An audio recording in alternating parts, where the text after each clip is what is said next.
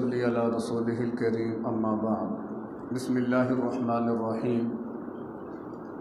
سورۃ الانبیاء سورہ نمبر 21 پارہ نمبر 17۔ اس سورہ مبارکہ میں چونکہ مسلسل انبیاء علیہ السلام کا ہی تذکرہ ہے تو اسی حوالے سے اس سورہ مبارکہ کا نام سورہ الانبیاء رکھا گیا۔ زمانہ نزول، مضمون اور انداز بیان سے معلوم ہوتا ہے کہ یہ مکی زندگی کا تیسرا دور تھا، یعنی سن 5 نبوی سے لے کر سن 10 نبوی کے درمیان کا عرصہ،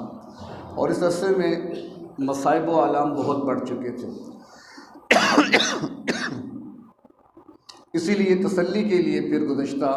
انبیاء کے واقعات کا تذکرہ کیا گیا۔ مباحث کے اندر آپ صلی اللہ علیہ وسلم اور مشرکین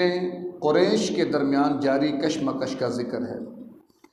کیونکہ جو مشرکین تھے وہ آپ صلی اللہ علیہ وسلم کے دعوی رسالت اور عقیدہ آخرت پر اعتراض کیا کرتے تھے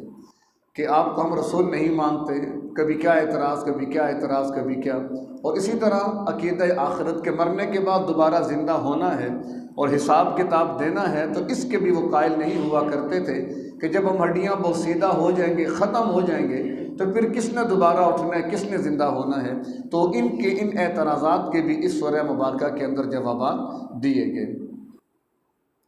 اور اس کے ضمن میں کچھ خاص امور تھے کہ جن کی طرف توجہ دلائی گئی۔ اس میں ایک تو یہ کہ کفار مکہ کی غلط فہمی تھی کہ بشر کبھی رسول نہیں بن سکتا۔ مشرکین مکہ یا کفار مکہ جو تھے وہ یہ کہا کرتے تھے کہ بشر رسول نہیں ہو سکتا، کیونکہ رسول کے لیے کوئی فرشتہ ہو یا کوئی اور مخلوق ہو، ہم ہی میں سے اٹھ کر ایک آدمی یہ کہہ دے کہ میں تمہارا نبی ہوں، تمہارا رسول ہوں، کل ہمارے ساتھ کھاتا، ہمارے ساتھ اٹھتا بیٹھتا، بازاروں میں ہمارے ساتھ چلتا پھرتا، اور آج وہ نبی بن گیا، تو بشر نبی نہیں ہو سکتا۔ تو اس غلط فہمی کو دور کیا گیا کہ انسانوں میں انسانی نبی بن کے آ سکتا ہے، کوئی فرشتہ یا کوئی جن یا کوئی اور مخلوق نبی بن کے آ ہی نہیں سکتی۔ دلائل نقلیہ تو بہت ہیں، عقل بھی اس چیز کو تسلیم کرتی ہے کہ ہدایت و رہنمائی اگر انسانوں ہی کرنی ہے تو انسان ہی آئے گا کہ جو ان کی ضروریات رکھتا ہوگا، پھر ان کے سامنے اپنی زندگی کا ایک نمونہ پیش کرے گا اور لوگ اس پر عمل کریں گے۔ دوسری چیز کہ رسالت اور آخرت پر بے جا اعتراضات، اس کے بھی جوابات دیے گئے۔ نمبر 3 کہ ان کا تصور زندگی کیا تھا کہ زندگی محض کھیل تماشے، ہنسی مذاق، شغل میلہ، بس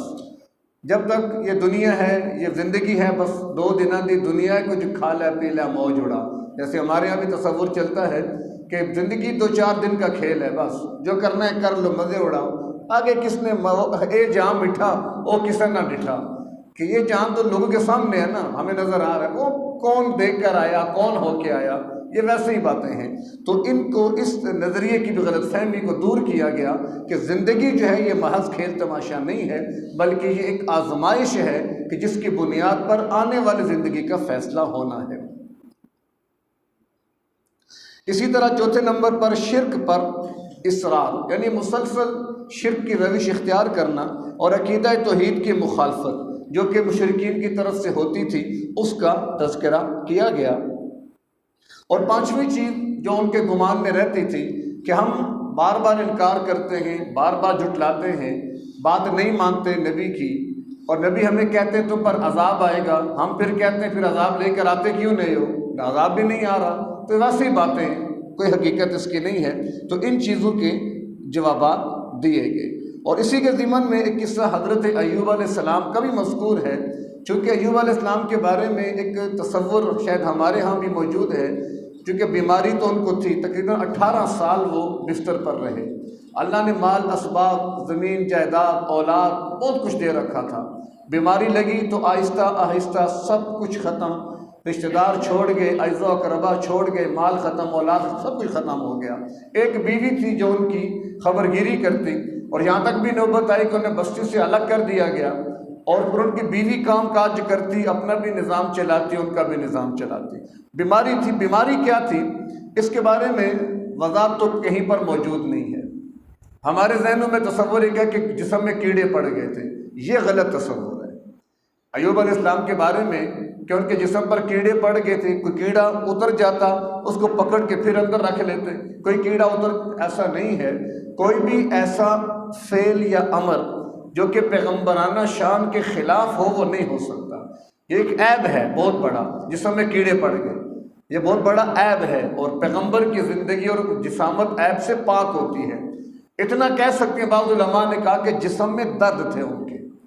جسم درد کیا کرتا تھا بہت زیادہ۔ تو بہرکیف جب وضاحت قرآن نے نہیں کی تو ہمیں کیا ضرورت ہے خام خاص میں تفصیلات میں جانے کی۔ تو یہ خاص طور پہ الگ کر کے ذکر اس لیے کیا کہ ہمارے یہاں چونکہ تصور موجود ہے کہ جسم میں کیڑے تھے، تو یہ ایسا کوئی بھی تصور ٹھیک نہیں ہے۔